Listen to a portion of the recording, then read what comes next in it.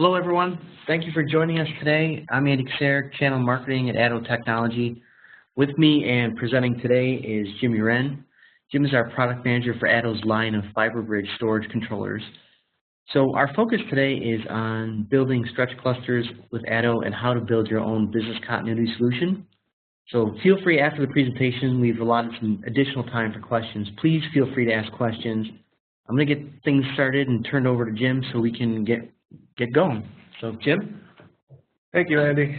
Welcome to ATTO's How to Build Your Own Business Continuity Solution, Building Stretch Clusters with ATTO and ATTO Products. Let's go to the next slide. So today, we're going to be going over our business and product line overview, just a brief summary of our products. If you're already one of our resellers or Accelerate partners, you should have a good idea of what this is. Talk about what a stretch cluster is, some applications, benefits, and planning for stretch clusters, as well as the technology behind a stretch cluster. And we'll have, like Andy mentioned, a brief Q&A. So with ATTO, you can build any solution with just one partner. You can utilize ATTO products across everything you sell, including workstations, servers, and storage. ATTO creates awareness and demand to help you sell. You are partnered with a technology leader that drives the industry. And we also perform strategic qualifications to drive exponential storage and network revenue with our OEM and storage partners to help build recipes to sell through the channel. Now, ATTO has the most complete line of storage and network connectivity products. We cover the broadest range of protocols of any vendor, including host bus adapters, fiber channel, SAS SATA, network interface cards that are 10 gig Ethernet, RAID adapters that are SAS SATA, bridges, desk link devices, cables, and software to help build solutions. Now, the solution we're going to talk about today is the stretch cluster. This training will go into the stretch cluster use case and how ATTO fits within the stretch cluster. Stretch clusters connect different sites to improve reliability and enable disaster avoidance and recovery. Stretch clusters can also be referred to as metropolitan clusters or stretch cluster. Now, these may be on different floors of a data center, different buildings of a campus, or multiple metropolitan sites located hundreds of kilometers apart. They basically enable disaster avoidance and recovery. Now, what are some of the applications that a stretch cluster cover? They include disaster avoidance, downtime avoidance, and disaster recovery. By preparing for any potential disruption to storage, organizations can benefit from using a stretch cluster to bypass a storage outage and move any virtual assets off-site in the event of potential downtime. The other application is that of disaster recovery. If there is an outage, then the primary data center can return to full operation in a rapid fashion.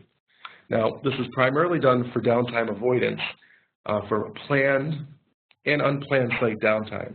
So we know that if there's a disaster, it's that you have very little warning what's happening. But if there's planned downtime, like server maintenance, storage maintenance, you can do the same things on a stretch cluster, moving things to the backup site so everybody still has access to data. Now, DataCore Software, they're a company that does software-defined storage. They perform annual market surveys polling a large number of IT professionals across various markets. The 2014 survey indicated that many of these IT managers use cluster storage between data centers and in the same data center to reduce downtime. In 2015, the survey supported synchronous mirroring and metro clusters for high availability to ensure business continuity and asynchronous data replication for remote site disaster recovery. They were very high on the list with about 49% of IT professionals using these methods. Now, there are several industries that benefit from using a stretch cluster. One of the primary uses is in locations that are mandated by law to create business continuity solutions requiring multiple data centers to maintain access to data. Healthcare, financial, and education are three of the primary markets that you will see a large customer base with a stretch cluster solution. When disaster avoidance recovery is mandated by law or corporate requirement, you'll see more industry and different markets or verticals actually add into the fray. Germany is probably the #1 country in the world that mandates access to data and backups to data that require a lot of stretch cluster utilization. Now, planning for a stretch cluster is an involved process. It can help an organization lay out their plans to deploy a solution. Mission-critical applications are usually the primary focus of a stretch cluster, but other applications may fit as well.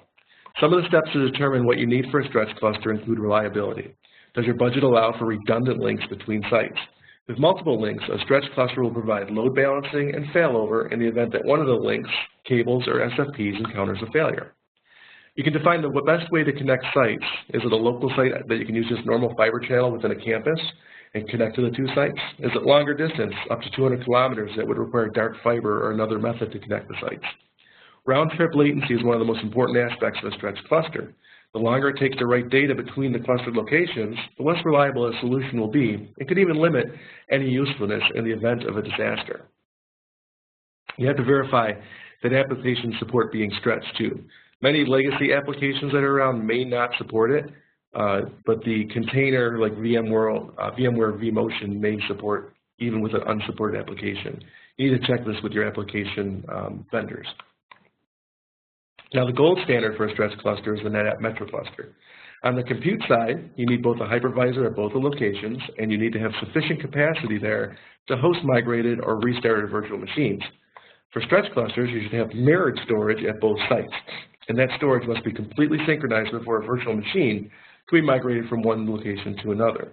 Whether the synchronization is going to be synchronous or asynchronous, that's a separate business decision. Now, it's very important to have mirrored data at both sites, mirrored storage. And then one of the main reasons for this is once the primary site goes down, site 1, site 2 becomes the primary site. Now that site 2 does not have a backup anymore until site 1 comes back online. So whatever disaster or problem took it offline brings it back up. So now you should be running on mirrored storage, some storage that has protection on it to make sure that if there's a failure there, all your data is still protected. Now, on top of buying a pre-made stretch cluster like the Metro cluster from NetApp, options exist to build your own stretch cluster. This drawing demonstrates a similar configuration using ATTO storage controllers to connect to SAS storage, which enable fiber channel connectivity on this off-the-shelf storage. This example uses two 6500 controllers per site for higher reliability in the event of path or component failures. You can also use a single controller per site to eliminate switches and reduce cost. However, you're also reducing reliability. Now, software-defined storage solutions exist today that help build a stretch cluster, include Microsoft Windows multi-site failover cluster, Nexenta's Metro HA, the VMware vSphere VMSC, and Datacore's synchronous mirroring. Now, I mentioned software-defined storage stretch clusters on the previous slide. I want to just take a few minutes to explain software-defined storage and compare it to traditional storage or software-enabled storage. Software-defined storage can be used to describe virtual storage, hyperconverged software, storage virtualization stacks, VSAs, virtual storage arrays, and object storage. With software-defined storage, software is separated from the storage hardware it is managing. On the left, you see the traditional proprietary storage method, which has a vendor's storage box that's feature licensed on a box-by-box basis.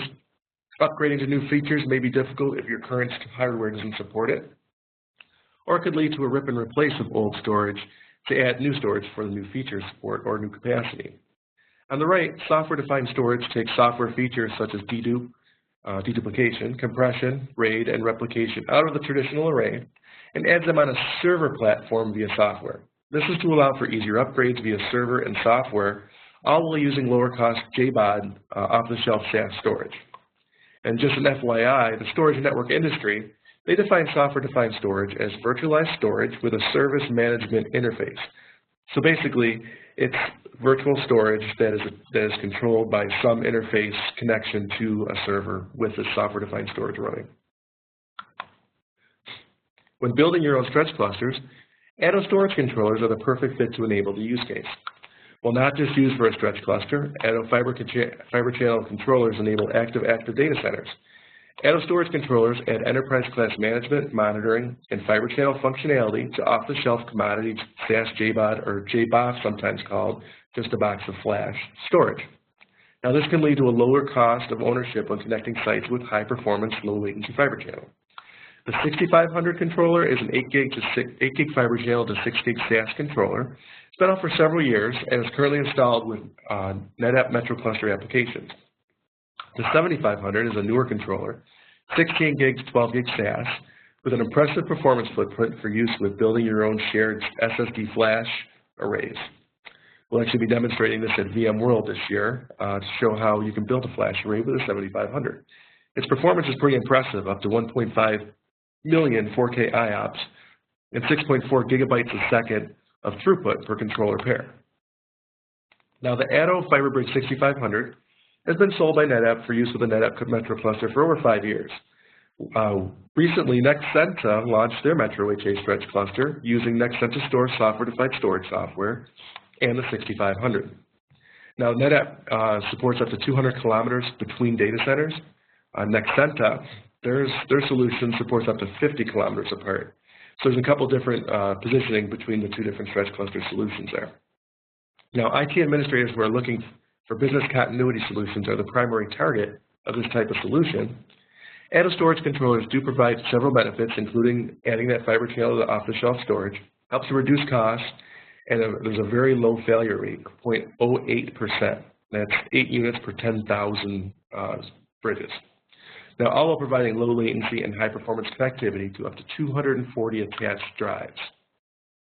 As I mentioned earlier, Nexenta launched their Nexenta Store Metro HA solution with Nexenta certified components from Dell, ATTO, and Supermicro. The solution requires a Nexenta Gold level partner to install the solution to make sure that everything is installed to spec to reduce any installation issues. The solution is now shipping. Now, a stretch cluster offers the advantage of enabling easy migration of virtual machines from one geographic location to another while maintaining network connections with the other servers within the cluster. This scenario can be useful, for example, if a hurricane or other natural disaster were expected to hit one of the locations. In this case, critical virtual machines could be migrated to servers within the stretch cluster that are physically located in a different facility or region. Now, stretch cluster is also known as Metro Storage Cluster or distributed clustering. There's different names that can be attributed to a stretch or stretch cluster. Basically, it allows servers to be spread across geographic locations. Additionally, organizations can also load balance and perform non-disruptive live migrations between active data centers. So there's extra benefit besides just disaster recovery. It's a whole maintaining downtime avoidance solution. And that's my presentation. We do have a question and answer. If you notice, you have a little chat box. You can send a message over to send a question in, and Andy will check that out and see if we have any questions coming in. Yep, and it looks like we got a couple, Jim. So first one, how do I get in touch with Nexenta to sell the solution? Good question. So on this slide, you can see our contact information. We can absolutely set you up with contacts at Nexenta. You can contact your sales rep if you are already an ATTO reseller, and if not, you can contact Dan Obrachta, the first email address there on the slide, to get you in contact with Nexenta. We can help you work with them to become a partner that can actually sell this solution. Excellent, okay. And it looks like another one. Who supports the Nexenta solution from installation to support? Is that ATTO? So the whole solution, it's a Nexenta solution. That's basically their product they're going to market. Our controllers are part of the solution. Our CE team, our customer engineers will absolutely support that product if there's problems. But Nexenta does have first line support for the solution, and then they will come out to us for assistance if there's any big problems. We do train our partners and our OEM customers on how to use the product, how to troubleshoot the product, so they're absolutely capable of doing support. Okay, and then last one here. If the primary site is down and backup becomes primary, is there a backup? Well, as I mentioned earlier, one of the things you want to do on a stretch cluster is use mirrored storage on each location. I mean, imagine it could be RAID protected storage, just as another option. But if that primary site does go down due to disaster, the backup site does become primary, and now there is no backup site. You might be able to architect something with Nexenta to go and figure out, can you create a new backup site from that primary site that used to be a backup site.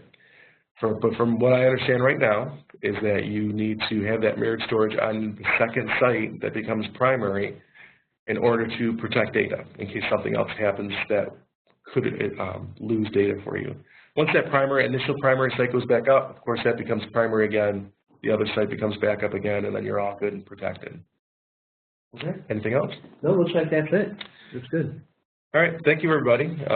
If you do have any questions, I'm Jimmy Wren, I'm the product manager for storage controllers. You see Andy's contact information up there as well as sales. Please don't hesitate to contact us. Have a great day. Thanks everyone.